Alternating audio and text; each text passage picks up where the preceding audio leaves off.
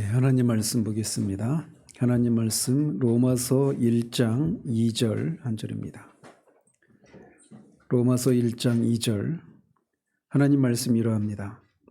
이 복음은 하나님이 선지자를 통하여 그의 아들에 관하여 성경에 미리 약속하신 것이라. 아멘. 네, 지난주에는 복음이 율법을 지켜 구원에 이르는 것에 실패한 것을 보시고 차후에 주어진 것이 아니다라고 하는 것을 말씀드렸습니다. 또한 복음은 단순히 죄 용서에 대한 그런 선포도 아니고, 또 우리에게 사람들이 가장 많이 오해하는 것처럼 복음은 우리가 무엇을 하고 무엇을 하지 않는 이런 것이 아니라고 하는 것, 또 복음은 우리에게 지금보다 더 선한 삶을 살도록 촉구하는 그런 것도 아니다라고 말씀을 드렸습니다. 복음이 뭐냐?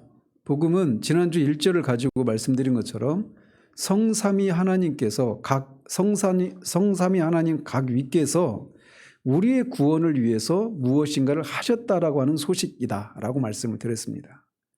우리가 무엇을 하는 것이 아니라 구원받을 우리를 위해서 하나님이 무엇인가를 하셨다, 이런 일에 대한 소식을 전하는 것, 이게 복음이라고 말씀드렸습니다. 우리는 이제 이 로마서를 보면서 복음에 대해서 또 구원에 대해서 정말 수없이 많은 다양한 그런 정의들을 만나게 될 것입니다. 그것을 통해서 복음의 영광스러움과 구원의 영광스러움들을 우리는 계속 접하게 될 것이에요. 자, 그러면서 사도는 2절에서도 복음에 대한 새로운 정의를 우리에게 소개해 주고 있습니다. 그것은 복음이 성경에 미리 약속된 것이다 라고 하는 것을 말해주고 있어요. 이제 성경에 약속하고 있었던 것인데 그 약속한 것이 성취되었다. 그것이 복음이라는 겁니다.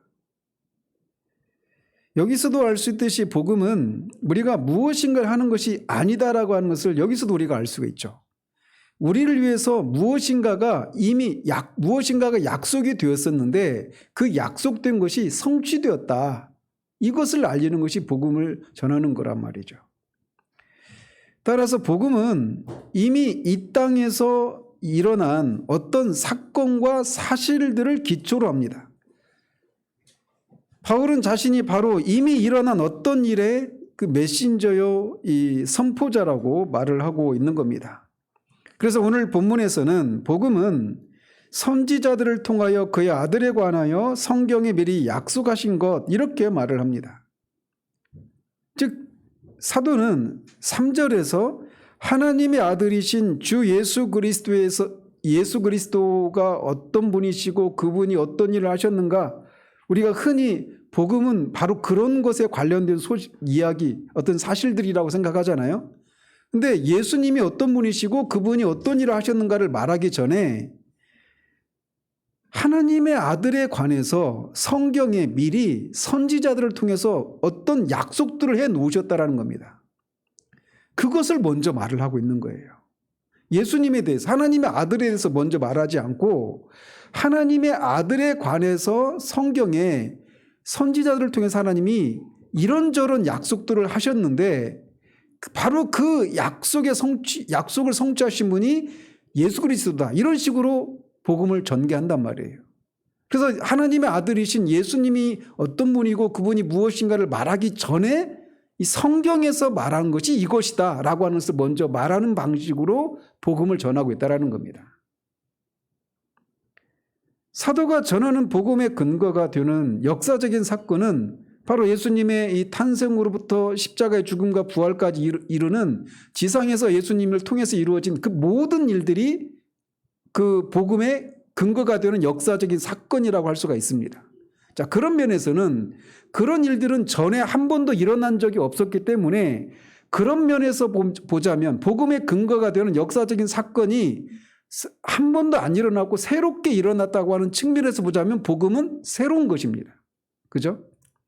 그런데 사도가 말하고 싶은 건 복음이 분명히 그 복음의 근거가 되는 역사적인 사건은 새롭게 처음으로 일어난 일이기 때문에 복음이 그런 면에서는 새로운 것이지만 다른 면에서 보자면 복음은 새로운 것이 아니다라고 말을 하고 있는 거예요. 어떤 면에서 그러느냐? 이 복음에 관련된 것들은 이미 성경에 이미 약속을 했던 것이다 라고 하는 면에서, 그래서 자신이 전하는 이 복음이 전혀 새로운 것이 아니라 이미 구약에서도 약속된 것들인데, 그리고 그런 방식으로 구원이 이루어졌었는데 이제 내가 그거를 이제 그 복음의 근거가 되는 역사적인 사건의 근거에서 이 복음을 전한다, 이렇게 말을 하고 있단 말이죠. 그래서 사도는 자신이 전하는 복음이 전혀 새로운 것을 전하는 것이 아니라고 하는 것을 성경을 통해서 입증하는 방식으로 복음을 전하고 있는 겁니다. 이것이 사도가 전하고자 하는 메시지를 항상 전하는 방식이 바로 이런 것이었어요. 그래서 성경에 기록된 그의 첫 번째 설교가 사도행전 13장에 처음 기록이 되는데, 그는 안디옥에서 안식일에 유대인의 회당에 들어가서 거기서 복음을 전합니다. 그러면서 그는 이 유대인들에게 자신이 경험한 것을 전하거나 또는 그 경험을 통해서 자신에게 일어난 변화에 대해서 말하지 않고 하나님께서 이스라엘 백성들에게 무엇을 하셨는가를 다윗 때까지 간략하게 얘기를 합니다. 그리고 나서 다윗에게 하신 약속을 언급하면서 그 약속대로 이 사람의 후손에서 이스라엘을 위해서 구주를 세우셨는데 그분이 바로 예수다, 이렇게 소개하고 있어요. 그러니까 예수님에 대해서 먼저 소개하는 것이 아니라 하나님이 이스라엘 백성들에게 약속하신 것들이 무엇인가, 그리고 특별히 다윗에게 약속하신 것이 무엇인가를 말씀하고 다윗에게 약속한 그 약속대로 구주를 세우셨는데 바로 그 약속된 구주가 예수다, 이렇게 전개하고 있단 말이죠. 이것은 뒤에 사도행전 17장에서도 똑같이 나타나는데, 거기서는 데살로니가 사람들에게 복음을 전합니다. 데살로니가 사람들에게 복음을 이제 3일 동안, 새 안식일 동안, 그러니까 3주 동안 복음을 전하는 겁니다. 새 안식일 동안 그들에게 성경을 강론합니다. 여기서도 똑같은 방식이에요. 성경을 강론하면서 예수가 바로 그 성경에서 약속하신 분이다 라고 하는 것을 그들에게 말하는 거예요. 그러니까 예수님에 대해서 먼저 말하지 않고 성경에서 약속한 구주가 있는데 그 구주가 오실 것이라고 하는 것을 성경에서 이렇게 저렇게 말하고 있는데 바로 그 약속하셨던 분이 바로 예수다, 이렇게 전하고 있단 말이에요. 무슨 말씀인지 아시겠죠? 그래서 이 사도의 말을 들은 데살로니가 사람들도 그 말씀을 듣고 집에 돌아가서 정말 성경에서 그렇게 말했단 말이야 하고 성경을 상고하는 겁니다. 그래서 성경에서 그리스도에 대해서 말했던 그런 성경 구절들을 다 찾아보니까 거기서 말하고 있는 것들이 진짜 예수님을 통해서 다 이루어졌네? 그 성경에서 말하고 있는 그리스도가 예수구나 라고 하면서 예수님을 믿고 구원을 이루는 겁니다. 이게 사도가 복음을 전할 때, 직접 설교할 때든지 또는 이렇게 서신을 보낼 때든지 그가 복음을 증거하는 방식이에요. 성경에서 말하고 있는 것이 무엇인가를 먼저 말한 후에, 여기서 말하는 성경은 1차적으로 이 당시는 구약 성경을 가리키는 거죠. 구약 성경에서 메시아에 대해서, 그리스도에 대해서, 세상의 구원주에 대해서 이렇게 저렇게 다양한 모습으로 예언이 되어 있는데 그 일들을 말한 후에 이분이 오신다고 하지 않았느냐, 그리고 오셔서 이런저런 일들을 한다고 하시지 않았느냐, 그런데 이런 일을 하신 분이 계신데 바로 십자가에 죽었다가 다시 살아나신 예수다, 그분이 성경에서 말하고 있는 예언했던 그 그리스도다, 이렇게 증거하는 이런 방식으로 복음을 전했다라는 거예요. 나중에 그래서 바로 그 방식을 로마에 있는 성도들에게도 취하고 있는 겁니다. 그래서 하나님의 아들 예수는 어떤 분이고 이런 얘기를 하기 전에 성경에 약속된 대로라고 하는 얘기를 먼저 하고 있는 거예요. 나중에 더 자세히 살펴보겠지만 3장에서도 서론 부분에서 말씀드렸죠. 그가 전한 복음의 핵심은 오직 믿음으로만, 예수를 믿음으로만 의롭다함을 받는다라고 하는 것이 복음의 핵심 아니에요? 근데 믿음으로 구원을 받는다라고 하는 것은 지금 자신이 처음 전하는 것이 아니라 이미 구약에서도 이미 그렇게 말씀하셨다. 아브라함도 믿음으로 의롭다함을 받았고 하박국 선지자도 그랬고 다윗의 시편을 통해서도 그것을 변증합니다. 우리가 오해하지 말아야 될 것이 있는데 사도의 서신들은 이 편지들은 그가 직접 현장에서 사람들에게 전했던 설교의 지극히 일부분만을 전하고 있다는 사실이에요. 그것을 잊으면 안 됩니다. 그는 에베소서에서 사도행전 20장에 보면 자신이 에베소에서 3년 동안이나 밤낮으로 복음을 전했다라고 말을 합니다. 하나님께 대한 회개와 예수 그리스도에 대한 믿음, 이걸 복음을 그렇게 요약하고 있는데 그 복음을 3년 동안이나 밤낮 그렇게 전했다고 말을 해요. 그리고 그 고별 설교할 때는 설교가 얼마나 길었던지 3층에서 설교를 듣고 있었던 유두고라고 하는 청년이 졸다가 떨어져 죽잖아요. 그리고 그걸 다시 살려주지 않습니까? 그러니까 그냥 잠깐 사형리 하듯이 그냥 그렇게 잠깐 5분, 10분 이렇게 말씀을 전하는 게 아니에요. 사도가 말씀을 전할 때 현장에서 말이에요. 3년 동안이면 매일 밤낮으로 설교를 하면 어마어마한 분량의 설교를 한 겁니다. 지금 우리 교회가 11년 차인데 지금 한 2,000번이 좀 넘는 설교를 했어요. 11년 동안. 근데 3년 동안 그러니까 제가 1년 동안 일주일에 제가 지금은 일주일에 7편씩 설교를 하거든요. 그전에는 4편, 3편 이렇게 하다가 지금 7편씩 하고 있지 않습니까? 근데 사도가 복음을 전했을 때는 3년 동안 밤낮으로 설교를 했을 때 공중 앞에서 또 집에서도 복음을 전했다라고 하고 그리고 또 막 그렇게 긴 설교를 한 거예요. 그래서 그 에베소에 있는 두란노 서원에서 그 19장에서는 18개월이라고 하고 20장에서는 3년이라고 아마 횟수로 3년이었던 것 같아요. 그래서 거기를 본부로 삼아가지고 거기로 모여온 에베소도 굉장히 큰 도시였거든요. 그래서 거기 오는 유대인과 헬라인에게 복음을 그렇게 전한 겁니다. 밤낮으로. 그러니까 그냥 단순 계산해봐도 하루에 2편, 3편의 설교를 했다 이렇게 볼 수가 있는 거예요. 3편만 해도 1년이면 1000편이고 3년이면 3000편입니다. 제가 11년 동안 2000편이 좀 넘는 설교했다니까요. 근데 그것도 설교도 제가 1시간 좀 넘는 설교들도 있지만 안쪽에 설교지 않습니까? 근데 사도는 설교를 듣다가 졸다가 떨어져서 죽는 그럴 정도로 긴 설교를 한 거예요. 그런 설교를 하루에 몇 편씩 그렇게 3년 동안 한 겁니다. 근데 다른 곳에서는 또 다른 곳에서 전한 설교까지 하면 어마어마한 분량의 설교를 한 거예요. 그런데 그 설교들 중에 이 엑기스에 해당되는 거 어떤 핵심적인 어떤 소제목들 있잖아요. 그 소제목들을 이렇게 모아가지고 써놓은 것이 서신이다 이렇게 생각하셔야 되는 거예요. 그러니까 분량으로 따지면 서신서가 대부분 사도행전이나 복음서보다 훨씬 분량이 적잖아요. 그죠? 장수가 적지 않습니까? 그런데도 이게 압축의 형식으로 되어 있기 때문에 서신서를 설교하는 것이 훨씬 더 많은 시간이 걸리는 이유가 바로 거기에 있는 겁니다. 로마서 16장밖에 안 돼요. 그런데 이게 몇 년은 걸리는 설교란 말이에요.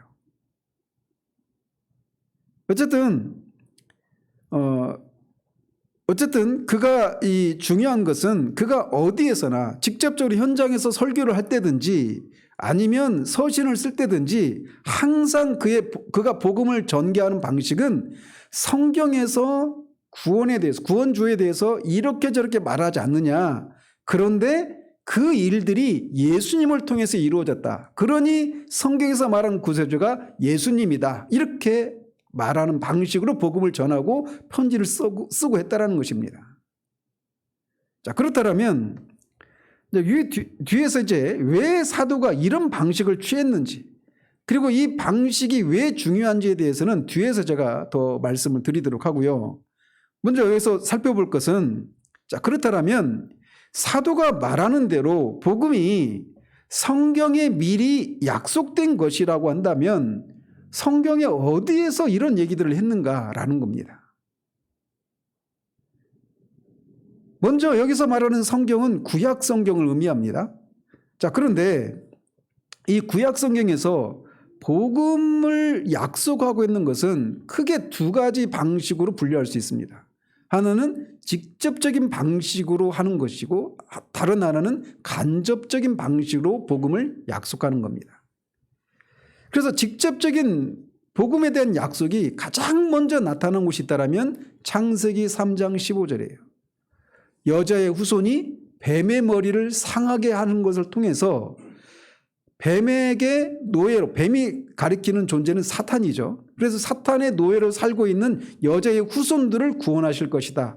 이게 최초의 복음입니다. 그래서 그거를 모 언약, 어머니 언약 또는 원시 언약 이렇게 말을 하는 거예요. 원시 복음 이렇게 말을 하는 겁니다. 그래서 제가 이 시간에 구약 성경에서 이 구원주에 대해서 그리스도에 대해서 약속하고 있는 것들을 다 언급하려고 하면 이것만 해도 한 4번, 5번 이상의 설교를 해야 됩니다. 간략하게 제가 어떤 사건 중심으로 핵심적인 것들만 이 시간에 말씀을 드리면 제가 3장 15절에서부터 그렇게 시작이 되는데 그건 출발입니다. 그리고 22장 18절에 가면 아브라함의 씨로 말미암아 천하 만민이 복을 받을 것이다 이렇게 말씀하십니다. 이삭을 바친 후에 하나님이 말씀하신 거거든요. 그리고 이거를 갈라디아에서는 그 아브라함의 씨가 결국 그리스도다 이렇게 해석을 해요. 또 창세기 49장 10절에서는 규가 유다를 떠나지 아니하며 통치자의 지팡이가 그 발사에서 떠나지 아니하기를 실로가 오시기까지 이르리니 그에게 모든 백성이 복종하리로다 라고 말합니다. 그러니까 처음에 구세주는 여자의 후손이라고 말을 했죠. 근데 이제 아브라함의 후손으로 말을 하죠. 창세기 22장에서. 그리고 49장에서는 아브라함 후손 중에 유다의 후손이라고 말을 합니다. 그리고 사무엘하 심지어는 이 발람 선지자 있잖아요. 이 탐욕의 화신이었던 발람을 통해서마저도 한 별이 야곱에게서 나오며 한 규가 이스라엘에서 일어나리라 이렇게 말을 해서 이스라엘을 통해서 야곱의 후손들을 통해서 이 구세주가 왕이 나실 것을 약속하고 있습니다. 그리고 사무엘하 7장에 가면 다윗이 성전을 짓기를 원해서 나단 선지자에게 문의를 하잖아요. 근데 나단 선지자를 통해서 하나님이 성전은 네가 아니라 아들을 통해서 지을 것이다. 그래서 1차적으로 거기서 말하는 성전은 솔로몬에 의해서 지어진 성전을 말하는데 궁극적으로는 참 성전이신 예수 그리스도를 가리키는 거예요. 그래서 사무엘하 7장에서는 구원자가 이제 다윗의 후손을 통해서 오실 것을 예언하고 있습니다. 여자의 후손, 아브라함의 후손, 유다의 후손, 다윗의 후손 이렇게 좁혀져 가는 겁니다. 그래서 마태복음 1장 1절이 아브라함과 다윗의 후손 예수 그리스도의 계보라 이렇게 시작을 하는 거예요. 성경에서 아브라함의 후손과 다윗의 후손으로 구세주가 오실 것이라 이렇게 말을 했는데 예수가 바로 그 그리스도다 이렇게 말을 하면서 시작하는 겁니다.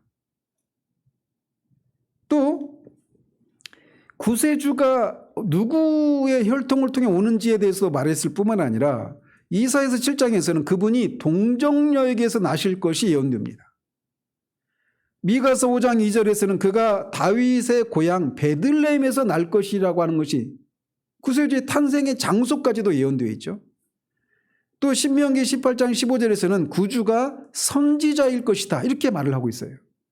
이사야서 53장에서는 구주가 제사장일 것이다 이렇게 말을 하고 있고 다니엘서를 통해서는 구주가 왕이실 것이다. 그래서 그 왕이 무너지지 않는 영원한 나라를 건설하실 것이다 이렇게 약속을 하고 있어요. 그래서 예수님이 선지자요 제사장이요 왕으로 이 땅에 오셔서 구원주로서 필요한 일들을 하셨던 것이죠. 그런데 다니엘서에서 그렇게 왕이 되셔서 영원히 무너지지 않는 그런 영원한 나라를 건설하실 것인데 이사야서 53장에서는 그 왕이 고난을 받을 것이다 라고 말을 합니다. 그래서 패배를 통한 승리, 죽음을 통해서 죽음을 정복하는, 죄인이 되어서 죄를 정복하는 소위 역설적인 진리의 방식으로 메시아가 그렇게 고난받는 메시아로 오실 것이다 라고 하는 것이 예언되어 있습니다. 지난번에서 말씀드리지만 유대인들에게 이사야서 53장은 금서입니다. 그거를 읽기만 하면 예수님이 메시아라고 하는 것을 부인할 수가 없기 때문에 그 이사야 53장을 못 읽게 해요. 너무나 명백하게 예수님에 대해서 얘기하고 있기 때문에 그래요. 또 그분이 왕임에도 불구하고 나귀 새끼를 타고 예루살렘에 입성할 것이 스가랴서 9장 9절에 예언되어 있죠. 시편 22편에서는 십자가의 죽음을 통해서 그렇게 고난받을 것이 예표되어 있고 옷을 뺏길 것을 또 신포도주를 먹을 것 이런 것들이 다 예언되어 있습니다. 또 시편 22편과 16편에서는 예수님의 부활에 대해서도 예언이 되어 있습니다. 이사야 35장에서는 그가 베푸실 이적들에 대해서도 약속이 되어 있습니다. 제가 지금 언급하지 않은 것들이 훨씬 더 많습니다. 그래서 복음서 기자들은 예수님이 무엇인가를 하시면 항상 성경을 응하게 하려 하사 어떤 누구누구 선지자가 말씀하신 바 이렇게 하면서 선지자들을 통해서 하나님이 말씀하신 것들이 예수님을 통해서 그대로 성취되고 있다라고 하는 것을 예수님의 탄생에서부터 십자가에 죽으심과 부활의 과정 속에서 일어난 그 모든 행적들에 대해서 다 그렇게 성경에 예언된 것들이다 이렇게 직접적으로 언급을 하고 있습니다. 이런 것들이 직접적인 방식으로 복음이 성경에 이렇게 약속된 것이라면 간접적인 방식으로 복음에 대해서 약속하고 있는 것들이 있습니다. 이를테면 제사제도. 그리고 그 제사제도와 관련된 그 제사를 집전하는 제사장, 그리고 그 제사 방식, 그리고 그 제물들 이런 것들은 다 그림자라고 히브리서에서 말을 하잖아요. 그리고 실체가 예수님이다 이렇게 말을 한단 말이에요. 그리고 각종 절기도 마찬가지입니다. 각종 절기도 예수님과 관련된 것들이에요. 그리고 성막과 성전의 구조도 다 예수님과 관련된 것들입니다. 그래서 이런 것들은 이렇게 예표의 형식으로 그림자의 형식으로 복음에 대해서 구조에 대해서 예언하고 있는 이런 것들이라고 할 수가 있단 말이죠.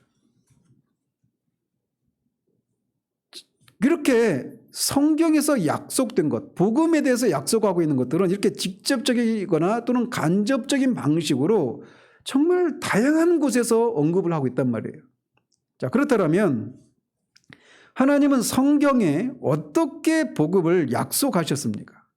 어떻게? 그러니까 누구를 통해 어떤 것들이 약속되어 있는가 이런 것을 말씀드렸다면 그 약속하신 것을 약속을 하셨는데 그거를 누구를 통해서 또는 어떻게 약속하셨는가라는 거예요. 2절에서 말하고 있는 것처럼 하나님이 누구로 말미암아? 선지자들로 말미암아 그렇게 복음에 대해서 약속하셨다 이렇게 말을 하고 있습니다. 자, 그렇다면 여기서 말하는 선지자는 누구를 가리킬까요? 예레미야나 이사야나 하박국이나 이런 선지자들만을 가리킬까요? 여기서 말하는 선지자들은 그 선지자들만을 가리키는 게 아닙니다. 여기서 말하는 선지자들은 결론적으로 말씀을 드리면 구약의 모든 책들을 가리킵니다. 그러니까 구약 성경 전체를 가리키는 거예요. 그래서 모세 율법이나 시편도 포함한 구약 성경 전체를 가리키는 관용적인 표현으로 이렇게 선지자들로 말미암아 이렇게 말을 하고 있는 거예요. 그래서 실제로 우리 주님이 누가복음 24장에 보면 엠마오로 가는 두 제자들에게 모세 율법과 모세와 모든 선지자들의 글로 시작해서 모든 성경에 쓴 자기에 관한 일들을 그들에게 풀어줬을 때 그들이 마음이 뜨거워졌다 이런 얘기가 있잖아요. 그리고 또 다른 11제자들이 모여있을 때도 그 자리에 나타나셔서 이렇게 말씀하십니다. 모세 율법과 선지자의 글과 시편에 라고 나를 가리켜 기록된 모든 것이 이루어져야 하리 한 말이 이것이라 하시고 이에 그들의 마음을 열어 성경을 깨닫게 하시고 이렇게 말을 합니다.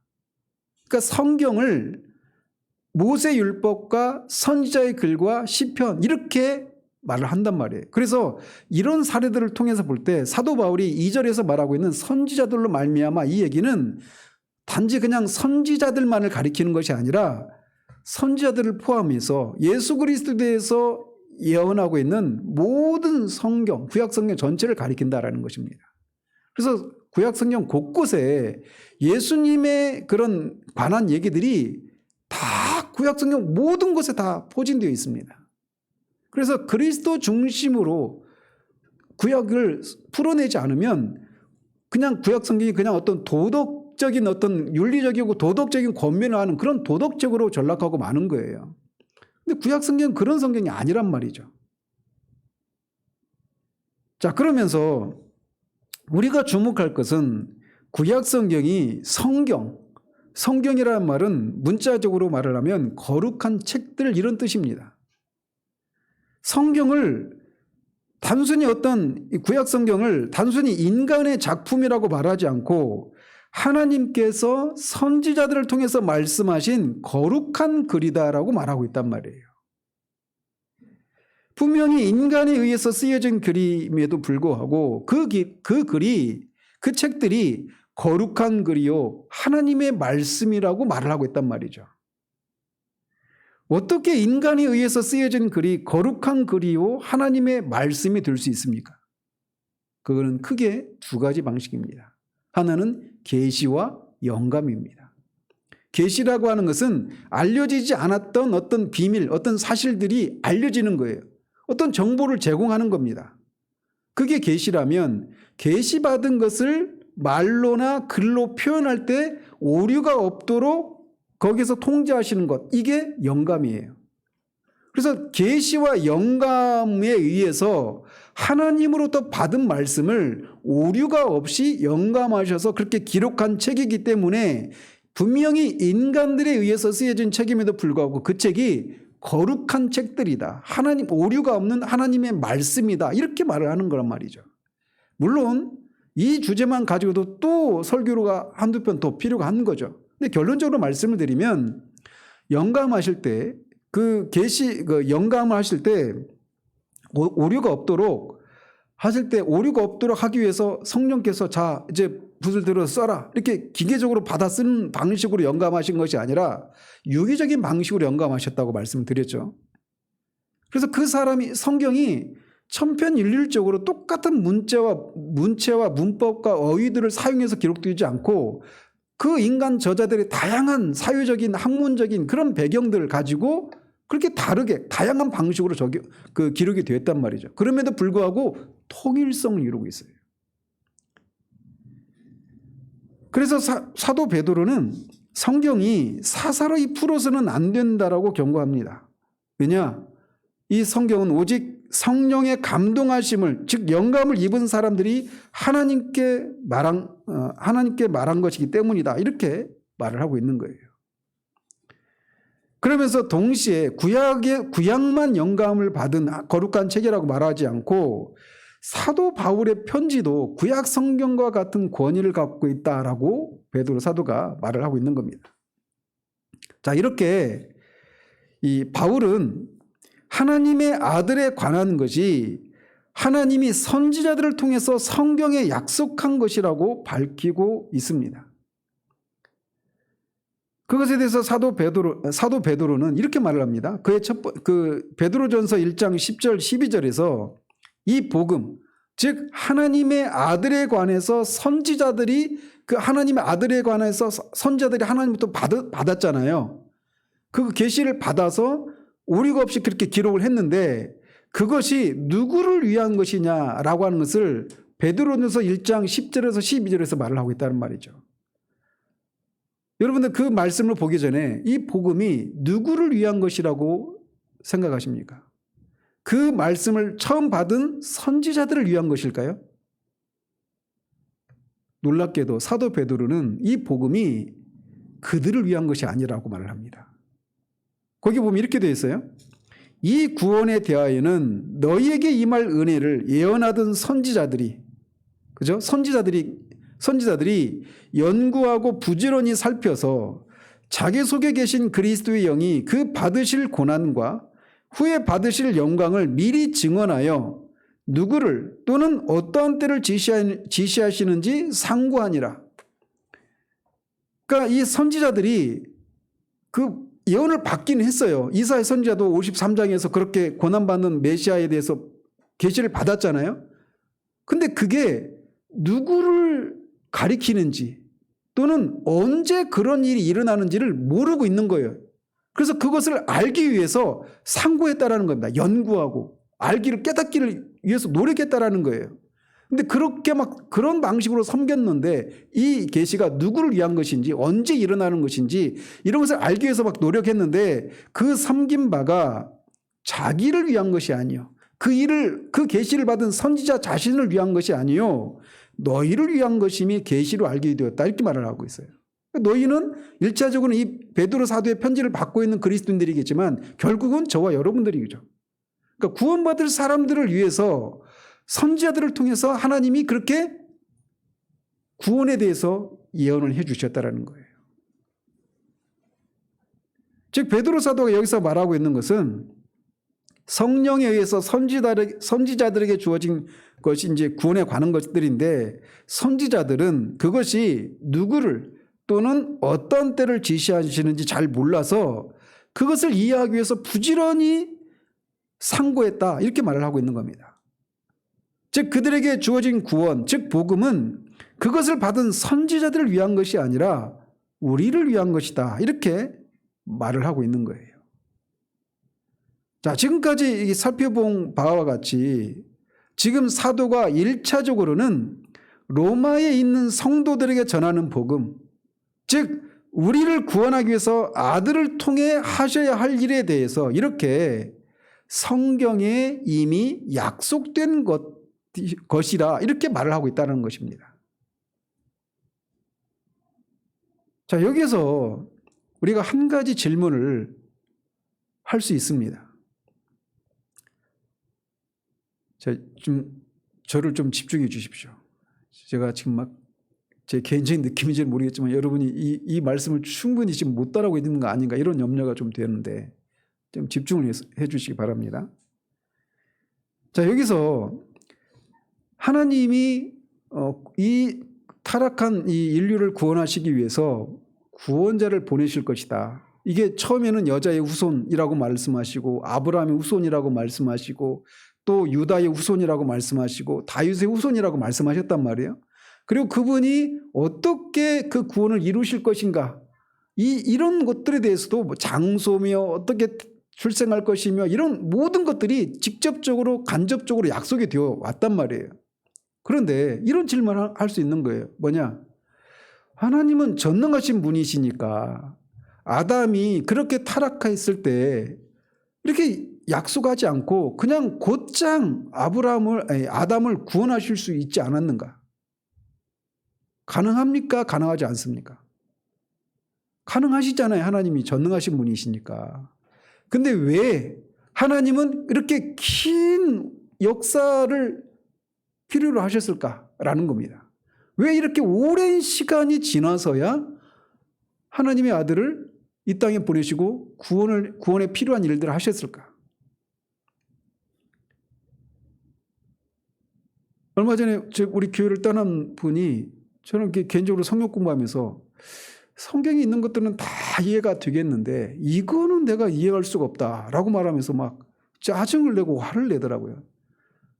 나는 왜 짜증을 내는지 화를 내는지 나는 이해가 안 됐는데 말씀을 드리면 궁극적인 대답은 우리가 할 수가 없습니다. 왜 하나님이 즉각적으로 그런 일을 하실 수 있는 분이신데 왜 그렇게 안 하시고 왜 이렇게 오랜 세월을 필요로 하셨는가? 이 질문에 대해서 궁극적인 답은 우리가 알 수가 없어요. 왜? 하나님은 하나님이시고 우리는 하나님이 알려주신 것 이외에는 알 수가 없는 존재이기 때문에 그래요. 이 궁극적인 원인에 대해서는, 이유에 대해서는 성경이 침묵하고 있어요. 그럼 우리가 해야 될 일이 뭐냐? 거기에서 멈추는 겁니다. 성경이 가라고 하는 데까지만 가고 성경이 우리에게 알려준 것 이외에 거기까지 계시해 주신 것까지만 우리가 알 수 있는 것이지 그 넘어서까지 알려고 하는 것은 이건 주제 넘은 거죠. 하나님의 주권을 침범하는 것이란 말이에요. 어쨌든 그래서 이 질문에 대해서 궁극적인 답은 우리가 할 수 없습니다. 그럼에도 불구하고 성경의 원리를 따라 몇 가지 어떤 이유들을 추론할 수는 있어요. 몇 가지 이유를 추론할 수 있는데 첫 번째로 왜 이 타락한 후에 오랜 역사가 진행되어서야 구원자를 보내셨는가?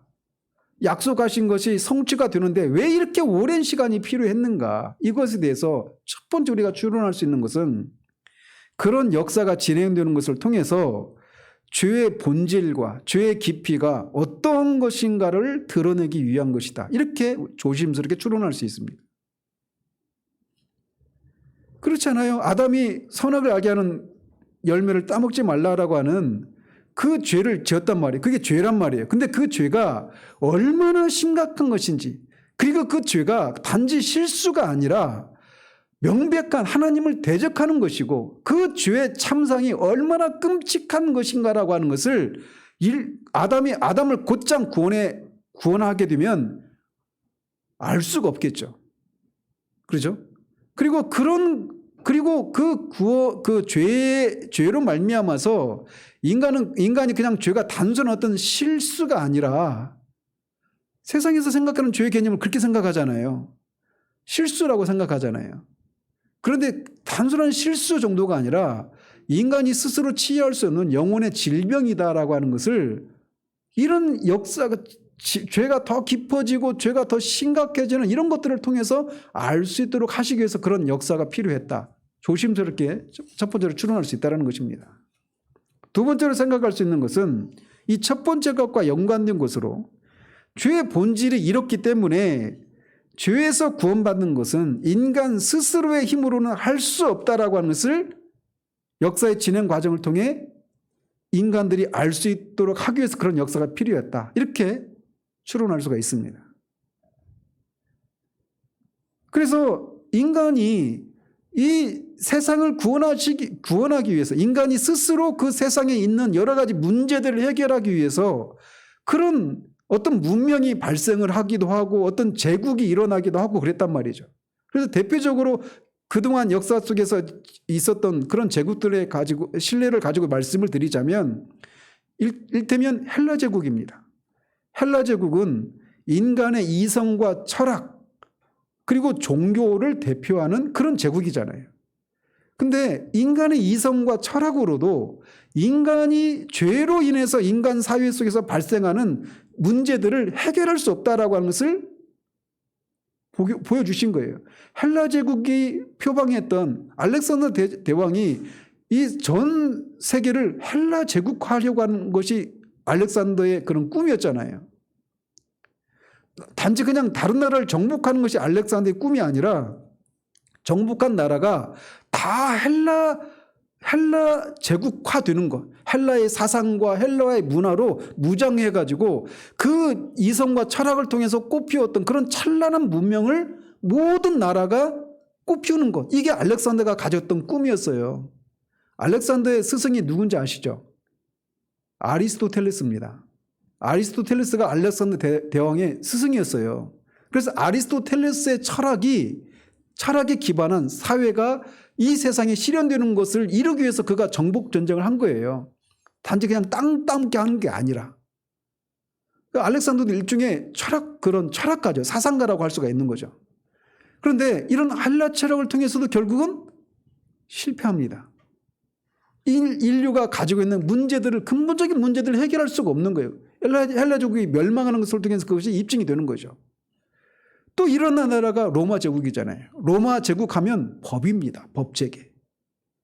법에 의해서도 인간이 죄로 인해서 생겨난 이런 문제들을 근본적으로 해결할 수 없다라고 하는 것이 인류 사회 속에서 입증될 필요가 있었던 거예요.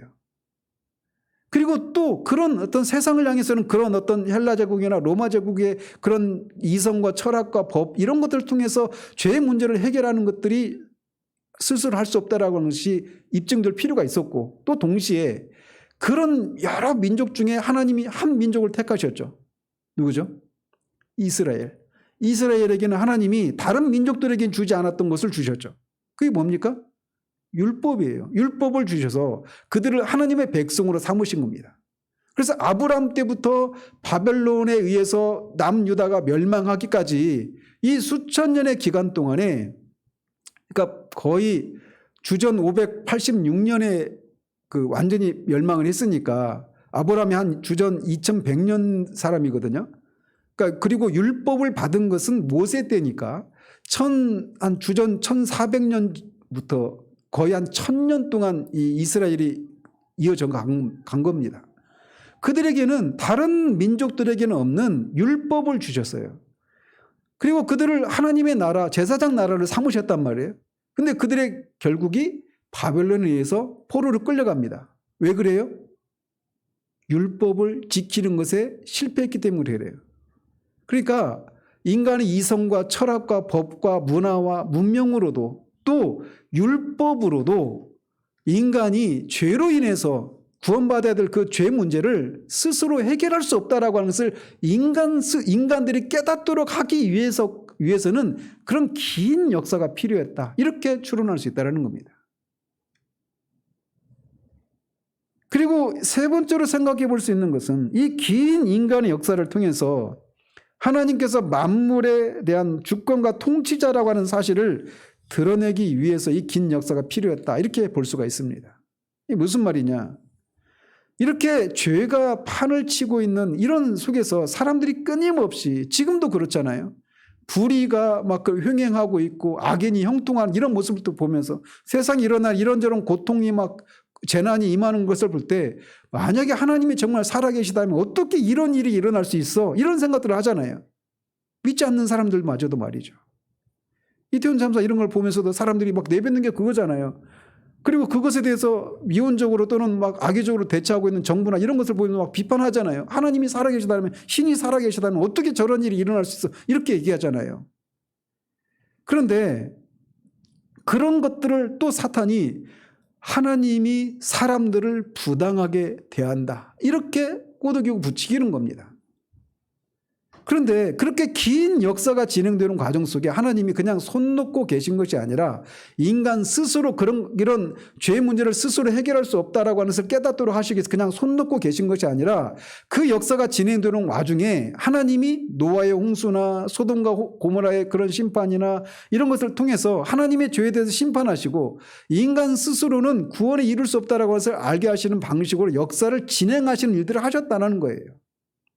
그래서 하나님이 세상 역사를 통치하시고 주관하시는 그런 분이라고 하는 것을 세상에 알리도록 하기 위해서 긴 역사가 요구되었다. 이렇게도 추론할 수 있다는 겁니다. 자, 그렇다면 다시 앞에서 말씀드린 대로 왜 사도는 서신을 쓸 때나 복음을 직접 설교할 때든지 자신이 전하는 복음이 전혀 새로운 것이 아니라 이미 구약 성경에 약속된 것이라고 하는 것을 입증하는 방식으로 그렇게 서신을 쓰고 복음을 설교했는가라는 겁니다. 왜 그 방식이 중요한가? 이것에 대해서 살피고 말씀을 마치도록 합니다. 사도는 복음은 하나님께서 선지자들을 통해서 그의 아들에 관해서 미리 약속한 것이다라고 말하고 있습니다. 자, 그렇다면 왜 이런 방식을 취했느냐라는 겁니다. 이런 방식을 통해서 그가 얻고자 했던 것이 무엇인가라는 거예요. 먼저는 자신이 전하는 복음이 구약과 무관한 것이 아니라 창세기 3장 15절에서부터 약속된 것에 연속선상에 있는 것이라고 하는 것을 알리고 싶었기 때문에 그렇습니다. 구약에서는 율법을 지킴으로 구원을 받는다고 했다가 신약에 와서야 믿음으로 구원을 받게 된 것이 아니라 구약에서도 이미 동일한 방식으로, 즉 믿음으로 의롭다함을 받는다라고 하는 것을 말해 왔었다. 이거를 말해주고 있는 거예요. 그래서 자신이 전하는 복음이 전혀 새로운 것이 아니다라고 하는 것을 성경을 통해 입증하기 위해서 이런 방식을 취하고 있는 겁니다. 또 두 번째로 사도가 성경을 통해서 복음을 전하는 방식을 취한 두 번째 이유는 자신이 설교할 때 중요한 두 가지 요점을 확증하기 위해서 이 방법이 가장 좋은 방법이었기 때문에 그렇습니다. 그러면 사도가 복음을 설교할 때든지 또는 편지를 쓸 때 그가 그것을 통해서 확보하고자 했던 두 가지 요점은 뭐냐? 그게 대표적으로 잘 드러나는 구절이 있다면 사도행전 17장 3절입니다. 거기에 보면 뜻을 풀어, 즉 성경의 뜻을 풀어 그리스도가 해를 받고 죽은 자 가운데서 다시 살아내야 할 것을 증언하고 이르되 내가 너에게 전하는 이 예수가 곧 그리스도다. 이렇게 말을 합니다. 다시 한번 읽어드릴게요. 이것을 통해서 사도가 이 설교를 통해서 얻고자 했던 두 가지 요점이 무엇인지를 한번 생각해 보십시오. 잘 들어보십시오. 뜻을 풀어 그리스도가 해를 받고 죽은 자 가운데서 다시 살아나야 할 것을 증언하고 이르되 내가 너희에게 전하는 이 예수가 곧 그리스도다. 두 가지 요점이 무엇입니까? 이것을 통해서 사도가 그 입증하고자 했던 두 가지 요점이 뭐예요? 첫 번째는 뭡니까? 그리스도는 반드시 해를 받고 다시 살아나야 한다라는 겁니다. 이게 첫 번째 그가 밝히고자 했던 요점이에요. 두 번째 요점은 뭐예요? 그런데 이 예수가 바로 그 그리스도다. 이렇게 말하는 겁니다. 그러니까 이 두 가지 요점을 복음을 편지를 쓸 때든지 또는 설교할 때든지 사도가 얻기를 원했던 것이 바로 그건데 그것에 그 두 가지 요점을 얻기 위해서 확보하기 위해서 가장 좋은 방법이 뭐냐? 성경에서 이렇게 말하지 않았느냐? 그리스도에 대해서. 그리고 그런데 그렇게 말했던 분이 바로 예수다. 그러니까 예수는 그리스도다. 이렇게 입증하는 거란 말이에요. 그래서 이 방식을 취하고 있는 겁니다. 이게 왜 필요했느냐면 당시 유대인들은 그리스도를 메시아를 기다리고 있었잖아요. 유대인들도. 지금도 메시아를 기다리고 있죠. 유대인들은. 지난번에 말씀드리지만 유대인들은 지금도 메시아를 기다립니다. 우리도 메시아를 기다리죠. 근데 우리가 기다리는 메시아와 그들이 기다리는 메시아하고 똑같은 메시아입니까? 아니에요. 유대인들이 기다리는 메시아는 예수님이 아닙니다. 그들은 이 메시아가 한 번도 오지 않았다고 생각하고 있거든요. 근데 어떻게 그런 유대인들과 우리가 같은 신앙을 가지고 있고 그들이 말하는 것과 우리가 같은 것이라고 생각하고 있어요. 세대주의자들이 빠진 오류가 바로 거기 있는 거죠. 근데 어쨌든 당시 유대인들은 메시아를 기다리고 있었어요. 아마 신약시대에 우리보다 더 메시아를 간절히 기다리고 있었습니다. 근데 그들이 기다렸던 메시아는 어떤 메시아였느냐면 정치적이고 군사적인 메시아였어요. 그래서 당시 유대 사회가 로마의 식민지를 받고 있었잖아요. 근데 로마 식민지 상태가 바벨론의 포로 이후에 바벨론, 페르시아, 헬라, 그 다음에 로마 이 계속 내 제국에 의해서 계속 수백 년 동안 핍박을 받고 있는 겁니다. 주전 586년에 완전히 패망한 후에 마카비 왕조 때 80년 정도 독립을 했다가 그 기간을 빼면 400년이 넘는 동안 식민지 생활을 하고 있는 거예요. 그런 유대인들이 메시아가 오면 하나님의 아들이 오면 이 모든 상황을 대거에 역전시키는 날이 올 것이다. 그리고 그 나라가 이제 메시아 왕국이 될 것이다. 이렇게 생각하고 있었단 말이에요. 그래서 그들이 기다린 메시아는 정치적이고 군사적인 메시아였어요. 그래서 식민지에서 우리를 해방시키고 또 그럴 뿐만 아니라 요한복음 6장에 보면 어떤 사건이 있습니까? 사복음서의 14, 6, 9, 6, 마태복음 14장, 마가복음 6장, 누가복음 9장, 요한복음 6장에 똑같이 기록된 사건이 있는데 그게 뭐냐면 오병이어의 사건이에요. 떡 5덩이와 물고기 2마리로 남자만 5,000명이 먹는 이적이 일어난 겁니다. 그리고 그들이 그것을 보고 어떻게 했어요? 예수님을 임금으로 삼으려고 했죠. 생각해 보세요. 보리떡 2개와 물고기 2마리로 남자만 5,000명. 그럼 그 여자랑 아이들까지 합치면 한 2만 명은 좋게 넘는 이 사람들이 그 적은 곳으로 배부르게 된 겁니다. 그분이 왕이 된다면 그 나라 완전히 대박 나겠죠. 그러니까 그들이 눈이 뒤집힌 겁니다. 그래서 예수님을 임금으로 삼으려고 한 거예요. 즉 그들이 기다렸던 메시아 그리스도는 정치적이고 경제적이고 군사적인 이런 것과 관련한 모든 어려움과 고난과 문제들을 해결해 주는 그런 메시아라고 있었던 거예요. 근데 이거는 오늘날도 똑같지 않아요? 예수를 믿음으로 우리가 겪고 있는 이런저런 인간적인 문제들, 질병과 어떤 관계 어려움들, 뭐 경제적인 어려움들 이런 것들을 해결받기 위해서 그렇게 해결해 주는 문제 해결사로만 예수님을 알고 있는 사람들이 많지 않아요? 예수 믿으면 복 받습니다라고 말할 때 그 복의 내용들이 다 이 당시 유대인들과 다른 게 뭐가 있어요? 본질적으로 똑같아요, 제가 볼 때. 그런데 그런 유대인들에게 또는 이방인들에게 그리스도는 그렇게 영광의 모습으로 오는 분이 아니라 고난을 받고 죽고 다시 살아나야 된다라고 성경이 말하고 있지 않느냐. 아까 말씀드린 그런 인용한 그 몇 구절뿐만 아니라 수많은 곳에서 성경이 그렇게 말하고 있는데 이 일들이 예수님이 이 일들이 다 예수님 안에서 성취가 되었다. 이렇게 증거하고 있는 거예요. 그래서 그가 얻고자 했던 2가지 요점, 그리스도는 반드시 해를 받아야 된다, 고난을 받아야 된다라고 하는 것을 입증하기 위해서 그래서 성경을 인용하는 것이 필요했던 거예요. 그리고 바로 거기서 성경에서 말하는 예수가 그리스도다. 여기서 말하고 있는 예수가 그리스도가 아니냐. 그러니 예수를 믿어라 라고 말하는 겁니다. 이런 면에서 오늘날 우리의 복음 전도 방식도 달라져야 되지 않겠어요? 자, 마지막으로 아무튼 이런 이유 때문에 사도는 성경을 인용해서 그렇게 복음이 성경에 약속된 대로 그렇게 이루어진 것이다라고 하는 것을 말해주는 방식으로 복음을 전했던 겁니다.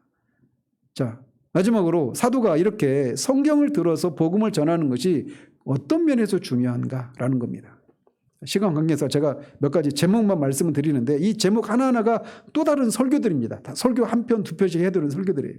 제목만 말씀을 드리면 먼저 이런 방식을 통해서 복음을 전할 때 성경을 통해 입증하는 방식으로 복음을 전하는 것을 통해 이게 어떤 면에서 중요하느냐면 첫 번째로 성경이 완전하다라고 하는 것을 말해주는 겁니다. 죄인을 구원하기 위해서 오신 하나님의 아들에 관해서 성경이 예언되어 있잖아요. 여러 곳에서. 그런데 그게 문자 그대로 다 성취가 된 겁니다. 즉 성경이 사람들의 머릿속에서 나온 베드로 사도의 말대로 공교한 그런 이야기가 아니라는 거예요.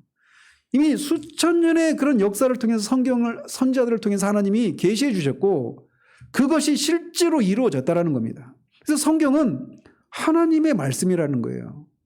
성경은 하나님의 말씀이라는 겁니다. 그것을 입증하는 데 있어서 이 방식만큼 중요한 게 없다라는 거예요.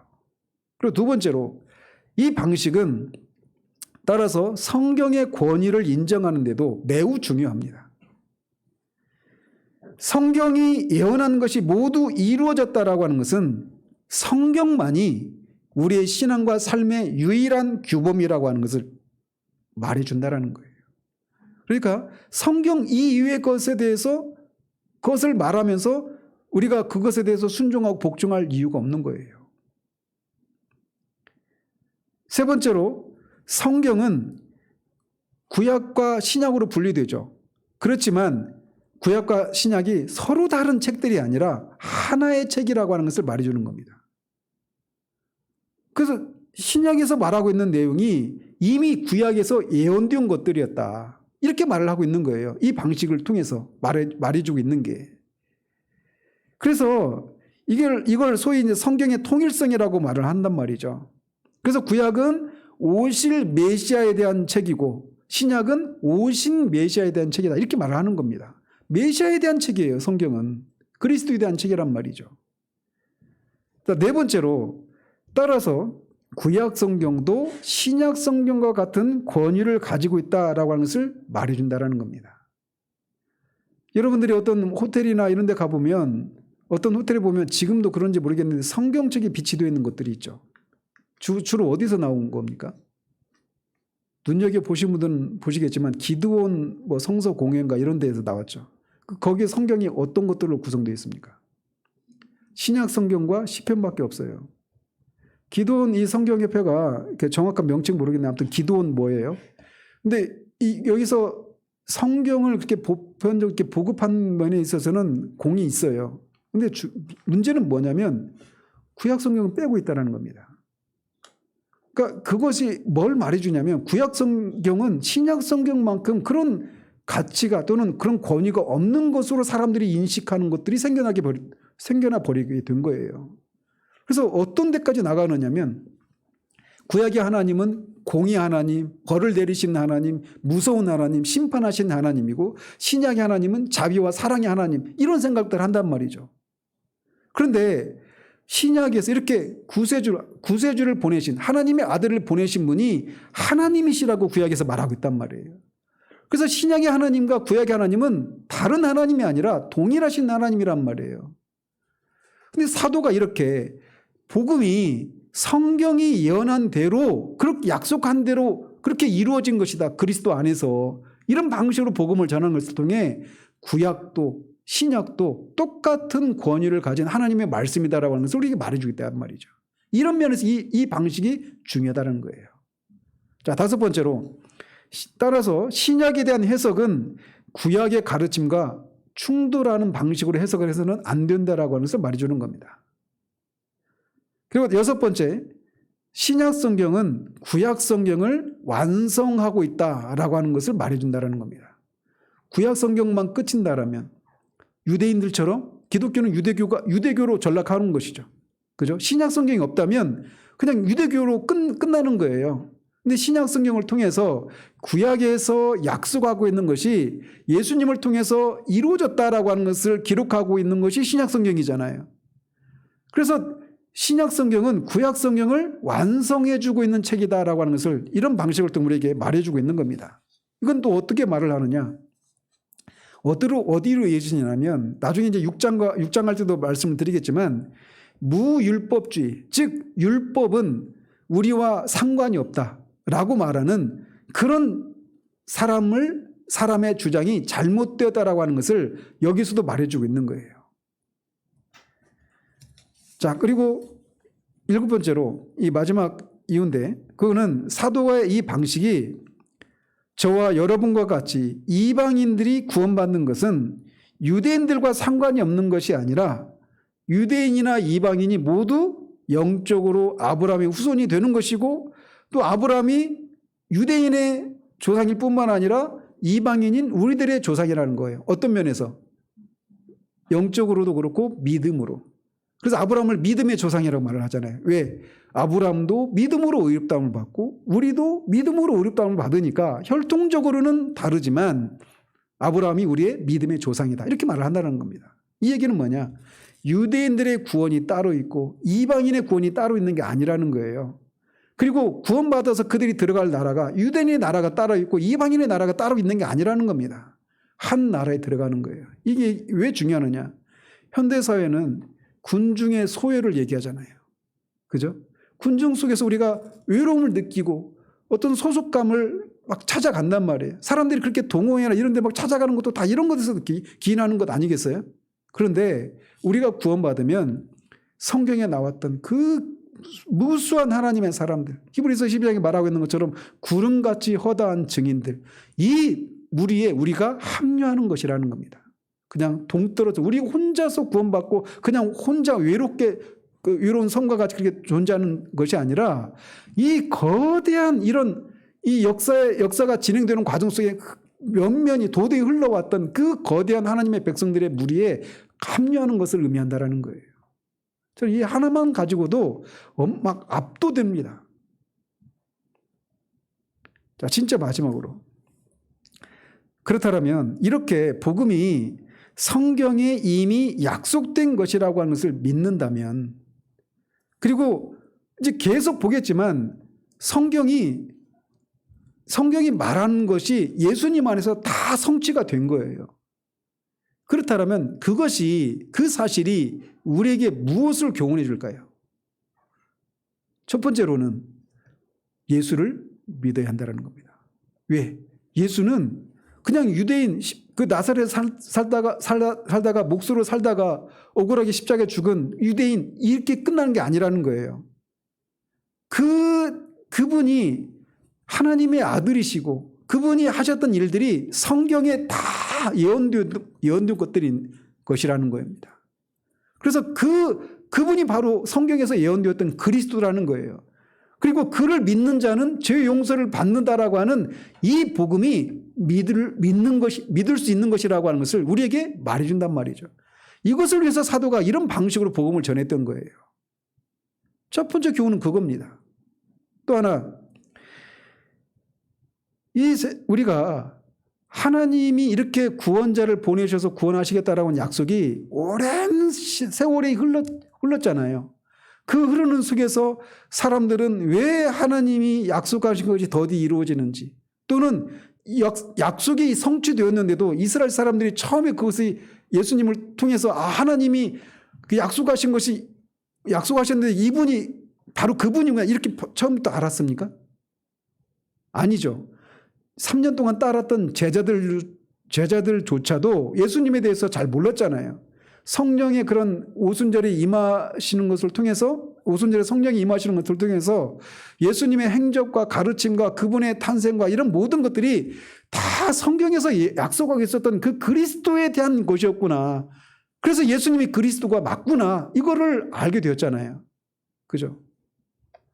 그런데 그것을 알기 전까지는 계속해서 예수님을 통해서 하나님이 세상을 구원하신다라고 하는 이것을 사람들이 알지를 못했어요.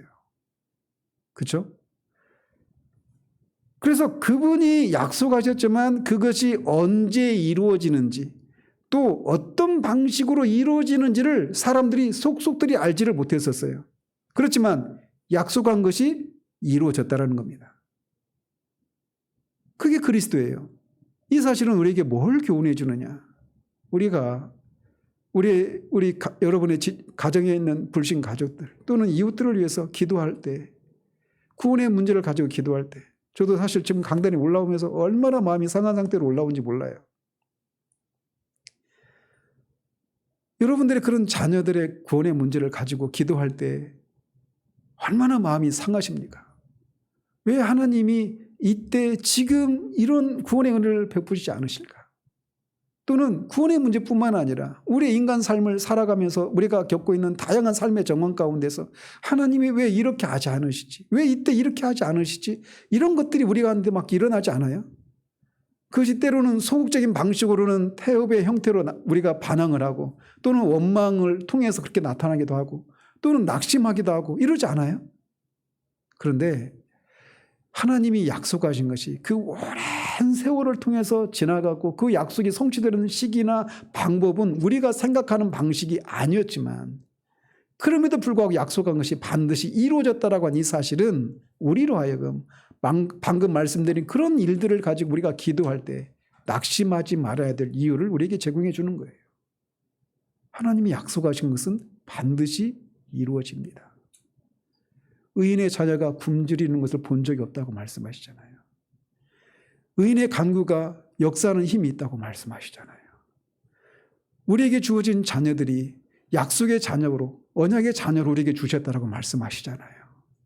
그 일이 언제인지, 어떤 방식으로 이루어질지 우리는 몰라요. 그렇지만 하나님이 약속하셨기 때문에 그 약속하신 것을 반드시 이루신다라는 겁니다. 우리의 삶을 살아가는 과정에서 일어나는 그런 것도 마찬가지예요.